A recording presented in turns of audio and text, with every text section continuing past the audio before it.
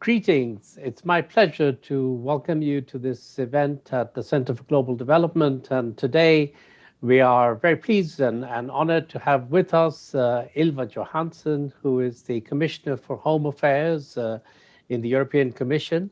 Very important portfolio at all times, but particularly one now and when issues relating to migration, which is what we're going to be talking about, have become so central in both the discussions around development and the future of development policy, but also in terms of political and social discussions within many countries. So today we have an opportunity to talk to Commissioner Johansson about that. Thank you very much for making the time to be with us. Very happy to have you here, Commissioner. Thank you. I thought we might start with a little bit big picture before we go into the specific instruments and approaches that the European Commission has developed and is applying. And you have personally been, in your public statements, an outspoken advocate for the role that migrants play in the EU in terms of their economic contribution, but also in terms of what they bring culturally to societies and how they enrich the way of life. And of course, you've also said, I heard you at another occasion say that migration has been a part of our lives for a long, long time. It is a big part of our lives today, and it will be a part of our lives going forward. And the question really becomes how we manage it rather than whether we talk about it as something that should or should not exist. And I wanted to sort of start from there and get a little bit your sense of how you see the next decade or two in terms of the demographics in Europe, which of course fewer working age people, economic differences between Europe and countries in the neighborhood, Africa, Middle East, further afield. Third country migrants are going to be a big part of this equation. How do you see the role of third country migrants in Europe and in European society over the next decade or two? Because in migration, it's always useful to take a little bit of a longer view.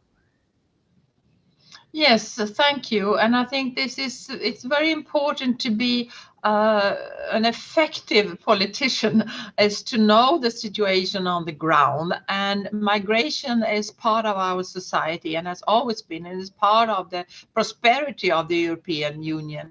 So it's important to realize that, and migration is normal, and migrants are part of us, they're not them. So migrants are already part of our society, and we should be happy for that. And I think that the political debate on migration, the recent years has been very much on refugees. And of course, in my view, it's extremely important that the European Union should give protection to people in need of international protection. And we have a moral obligation to do that, but we also need to show, I think, global leadership in protecting giving people international protection. So that's important to defend the right to apply for asylum, but also to step up on resettlement. But in my view, we now need to also talk very much about legal migration and people that come to Europe for other reasons than to seek protections.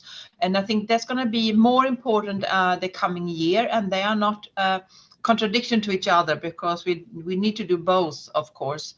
But this is, I think, something that's going to be more and more important. And I think also to be able to manage migration and to fight human smugglers, it's important that we can also open new legal pathways for people that would like to come to contribute to our economy or be part of our society or stay here for a while to study or something else. So this is part of what we need to manage together with partner countries the coming years. And that's why I think in the European Union internally, it's important that we de-dramatize the discussion on migration. I think that some extreme right-wing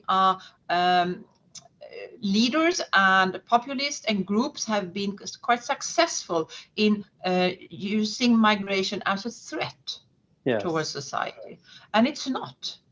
But of course, we need to manage migration, and we are not, in some parts, we have not been doing that well enough, and that's why I presented the new Pact on Migration and Asylum. But it's not rocket science. Of course, we can do that. So I think it's time also to be more pragmatic and sober in the migration debate, and then we need to have more nuances. And legal migration must be part of our future. Yes, so I want to get to legal migration, because I think that is very much, as you say, one part of managing migration and thinking about migration in terms of approaches that could be win-win for the migrant, for themselves, for the society into which they come, for the society from which they come, and we'll get into that. But before that, I wanted to get your sense, how much do you think the last few years, when, as you say, politicians and populists have sort of used migration as presented it more as a threat, how much of that has played on a sense of people in the EU feeling that they can't control the migrant flow? So it's not, there is an issue of the volume, but there's also an issue of a sense of loss of control. And do you think that's been a small part of the issue, or is that really one of the bigger reasons why this has helped to play up on those populist fears? I think that's actually the main reason, because when I talk to citizens, they are really ready to welcome people in need of international protection, and they are really ready to welcome, and they're already welcoming people that work side by side with them, doing the same kind of job or being partners in other areas. So I think it's really this that politicians and governments and European Union as a whole has not been able to manage migration properly, and also to make the distinction between those that are eligible to stay and those that are not. I think this is also part of it, because citizens ask whether those that are here, are they here legally or not? And that's, of course, an important question to answer. And if we can't say that those that are here legally, that's made a decision that they have the right to stay here, that will also, citizens will lose confidence in the managing of migration. So I don't think that we have any problem with the number of people that are migrating to Europe, either as refugees or migrants.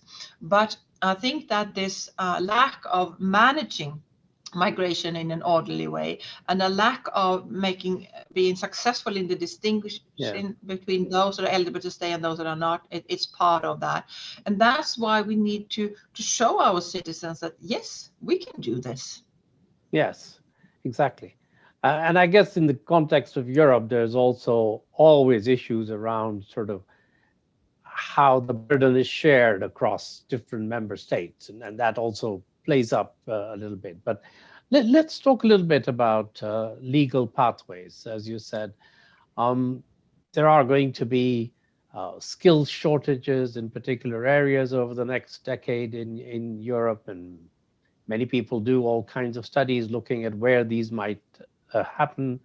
And in the new pact that you've come up with, you have legal pathway instruments listed. There's a talent partnership, there's the EU talent pool.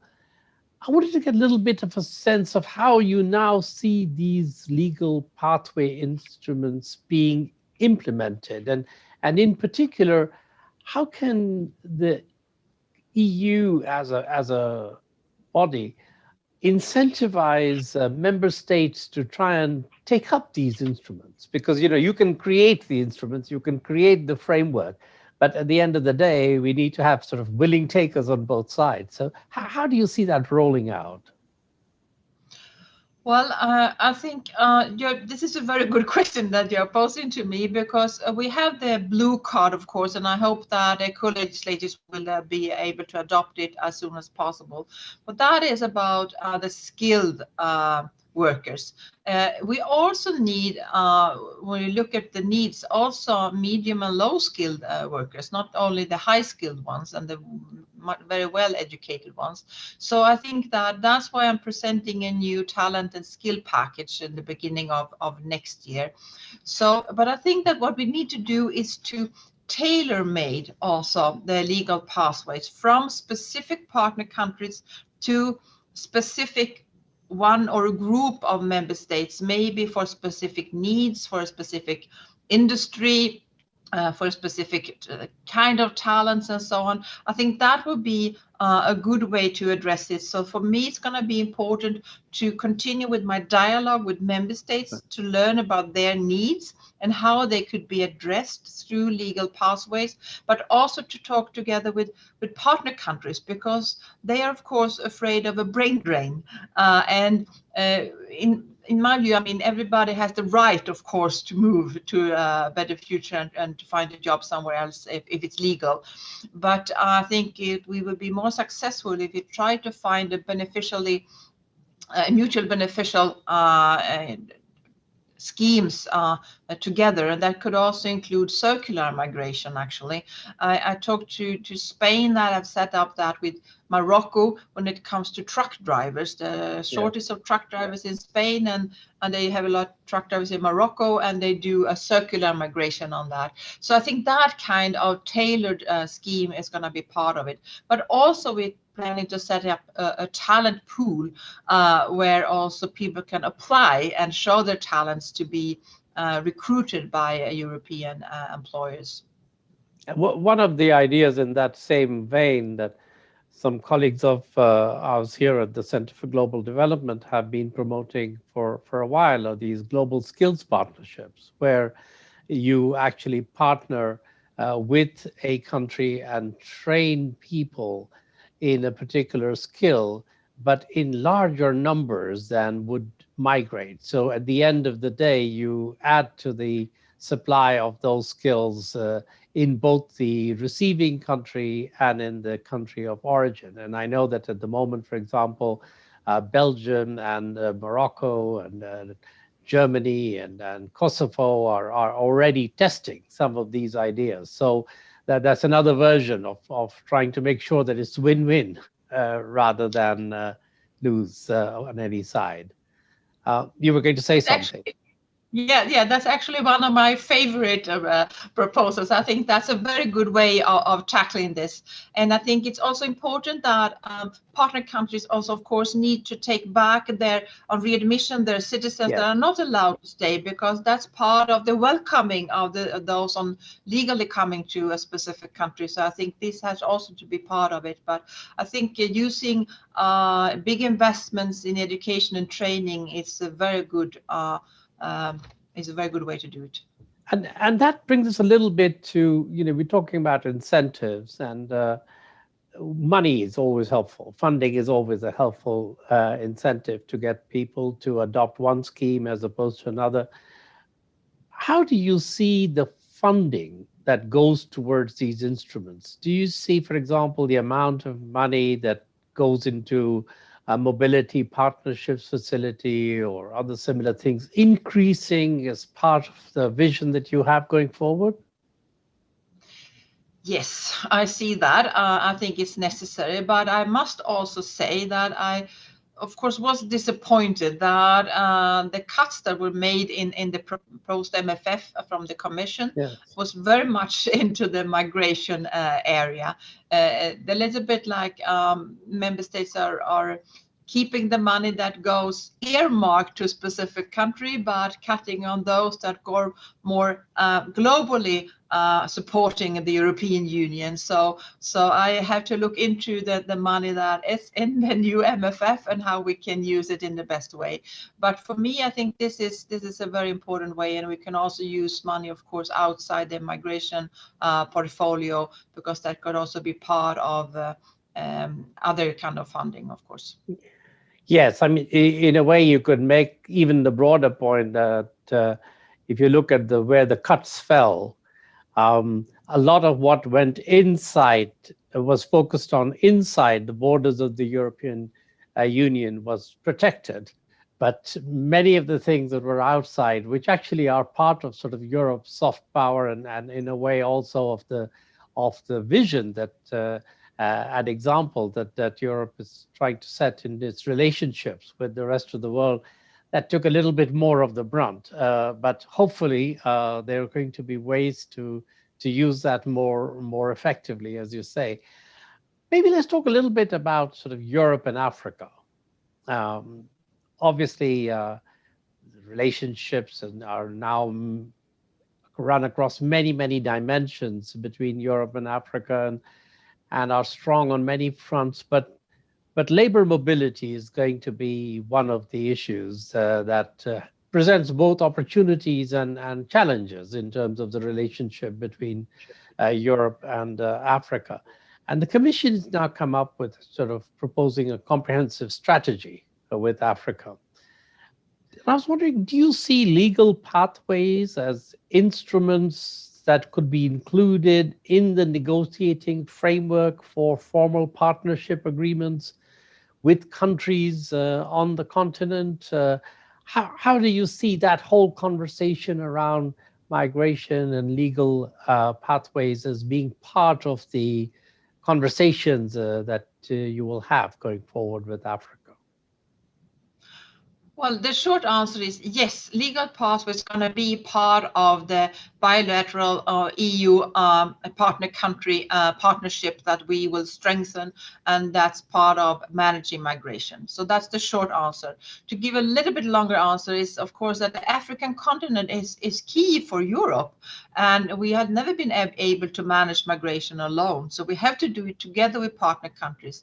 But we also have to realize that a lot of migration is taking place on the African continent between different countries. So it's not only, Africa and Europe. So we also need to help partner countries to manage their migration flows in an orderly way. So I think it's broader than that. So legal pathways, yes, we need that in our partnership with different countries.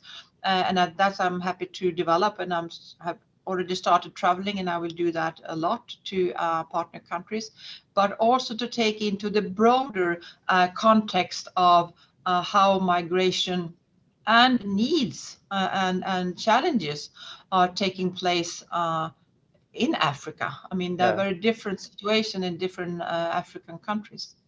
I mean, we often tend to lose sight of the fact that 90% of migration actually takes place. People move either within their own country or between their country and neighboring countries. And what we see is in terms of the flows of migration that people focus on, particularly, say, in Europe, is really a little bit a very small part of the aggregate flows, and helping to support that broader process is really just as important an agenda as you pointed out. I wanted to link this a little bit to another priority that European politicians, both national and at the EU level, have emphasized a lot recently, and that is the fight against climate change.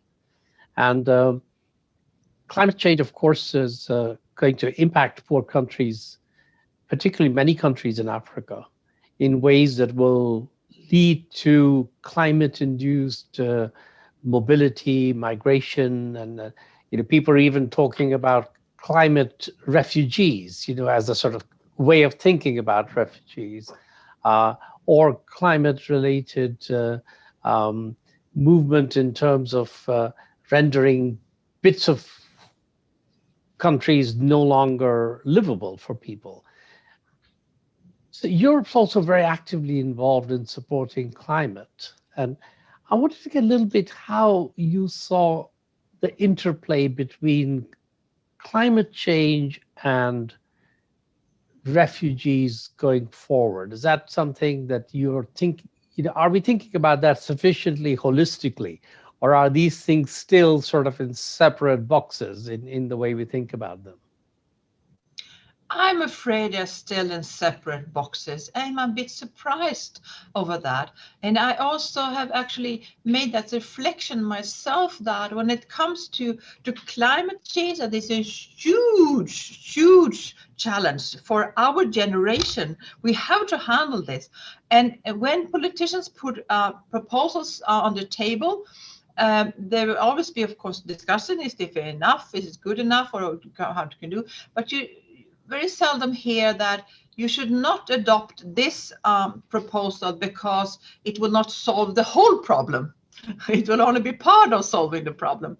But I think when it comes to migration, I'm a bit surprised that when you talk about solutions or proposals, you will very often hear, well, that might be a good proposal, but that will not solve the whole problem or all the challenges that are. I mean, migration is as complex as climate change, but migration is not a threat. Climate change is a threat, and climate change could also lead to people being forced to leave their home country or where they are living. So they are linked to each other, but it's very different. That migration is more of an opportunity than a threat. Climate change is a threat that we need to tackle together. And migration is something that we need to manage in an orderly way, but they are linked.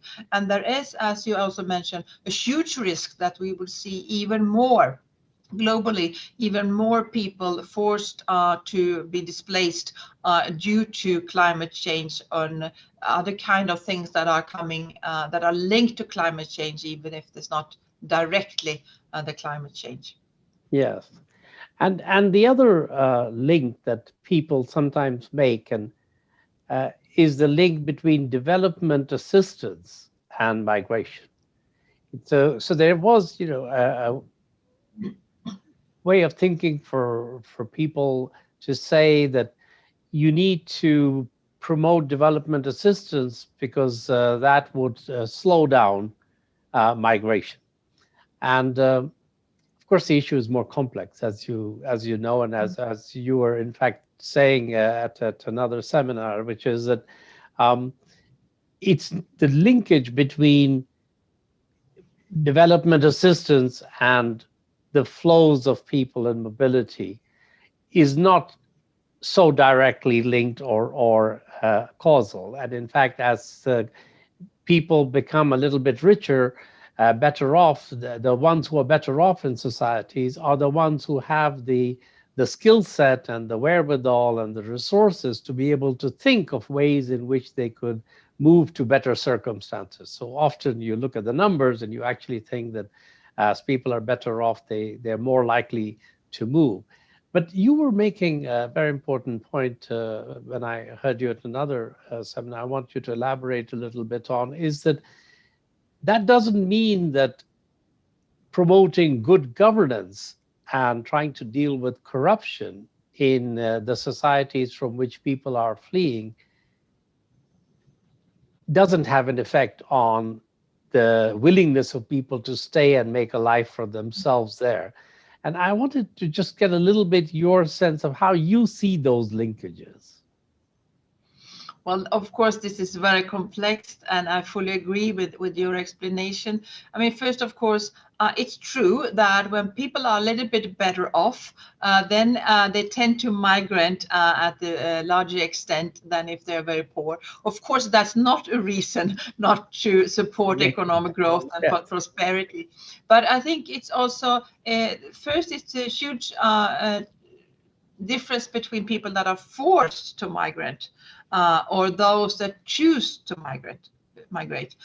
But it's also that there could be many reasons for people to migrate. And I think that what you mentioned about the rule of law, the anti-corruption, well-functioning societies, democracies, the possibility to show faith in the future for your children, giving them some hope of their future, it's maybe more important actually than your own economic situation. So I think that it's very much we can do together with partner countries to help with this kind of structural reforms that is necessary. And of course, if you're living also in an area where there is a risk of conflict, even if there's not a conflict right now, then that would also, of course, have an impact whether you would like to stay and let your children grow up there, or whether you try to go to another place. So everything is linked to each other. But I think the overall is that I mean, more people are coming to the European Union than are leaving the European Union, and we should be happy for that. But of course, that we have something here that is attractive. Of course, it would be worse if it was the opposite, that people living in the European Union didn't want to stay here. So this is, of course, we have something that we also can help developing in partner countries when it comes to democracy, rule of law, stable systems, anti-corruption, and so on. I want to try and now, in the final part, I want to get a little bit your advice. We are mostly economists here at the Center for Global Development. We tend to look at issues from a looking at economic analysis, costs and benefits. And if you look at the economics of migration, it's almost a no-brainer. You look at the benefits, it's the best way in many ways that you can improve living standards around the world by promoting more mobility of labor. And we do many studies that demonstrate this, and so do many other people working on migration. And now you have been a politician, you've been a successful politician in your own country, and now you have this portfolio, and you need to talk to groups, some of whom are economists, but I suspect that many of the people that you talk to are not economists. And you talk also to member states, and some member states are much more supportive of this agenda than other member states where they're and I really have kind of two questions that I hope you can help us and other economists think through better. One is, how can we, as economists, contribute most effectively to this discussion and this debate where many of the arguments that are advanced or used are not economic arguments, but that arguments that come from either emotional or social or a political perspective. What do you find, and secondly, what do you find as the most effective way for engaging with member states who have very different perspectives on these issues? I'm not sure I have any good advice to you, but may I make some reflections on your questions. And I think that my impression is that it's important to show also historically the role of migration. I'm a bit surprised how many people think that migration is a new thing that just came here recently, and that's not true. Of course, and migratory flows has gone to different in different areas in different ways. The country I know best, Sweden, but a lot of people 100 years ago, a lot of people left the country because we were so poor, and they all migrated to America. And with my relatives, my old relatives, they used to talk about the letters from America, where all the people that have migrated sent letters of how prosperous it was and how a good life they had and all that. And none of that was true.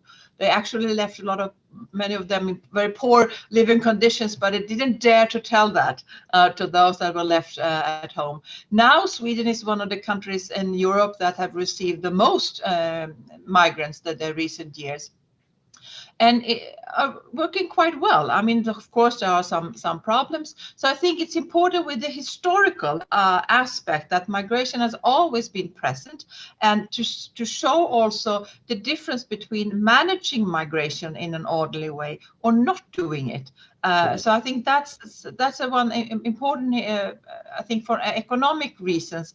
And also just imagine if all migrants in the European Union one day didn't go to work. Society will stop. Yeah. So I think this is also showing the importance. But also some warnings. Sometimes I think we try to use economic reasons for every single person. And we should avoid doing that, because in a decent society built on solidarity and social fairness, you could never ever say that this person is contributing a positive to economy and this person is contributing negative to economy, because that will not make us, that would take us away from a decent and cohesive society where we all have different strengths, and sometimes we have shortcomings, and some people are more vulnerable than others. So that's also important. For example, when we give international protection to refugees, we do that for humanitarian reasons, not for economic reasons. When we have given people protection for humanitarian reasons, then of course we should do everything we can so that that person also can get a job and be very productive in society and so on. So I think that we need to be also a bit aware when you try to set a specific positive or negative economic contribution on each individual. I think that will actually be very decisive and dangerous for the cohesion in society. And that's not only between migrants and native borns, but between everybody. Because I think why we are proud of our European society is because we would like to be societies based on solidarity and social cohesion and social fairness. Yes, I think that's a very important point that you make, that the economic analysis demonstrates that in the aggregate, migrants contribute in so many ways. They add more to the economy than they take from it, and then they're net contributors. And there are many analyses that show this to be quite large. And there's lots of work that shows that migrants that have come into this country, for example, are much more likely to have contributed to successful businesses, most of the innovation. So one can come up with many of those arguments, and I think, as you say, it's important to make them. It's also important point that you made about recognizing the historical experience around it, that the further back you go in history, you can see that this is not a new phenomenon. But you also see that many of the flows of migrants coming in who were a bit different from the people that were there at the time went through a process when there was some rejection, discrimination against them, and over time they got integrated into society. And you see that today in many societies. But at the end of the day, it is also a question of values, as you said, and of what kind of society we want to be, what kind of society, what kind of values we live by. And some arguments are really about standing up for values rather than demonstrating a financial or economic benefit from each transaction. It's not just an economic analysis in that way. Commissioner, I want to thank you for taking the time to share your thoughts with us. It is a topic on which more and more people, economists, are working, precisely because it is such a large potential contributor to human welfare. And I hope we will have the chance at a future date to come back and see how the progress is continuing in terms of your own policies in this field. I'm happy to do that. Thank you very much.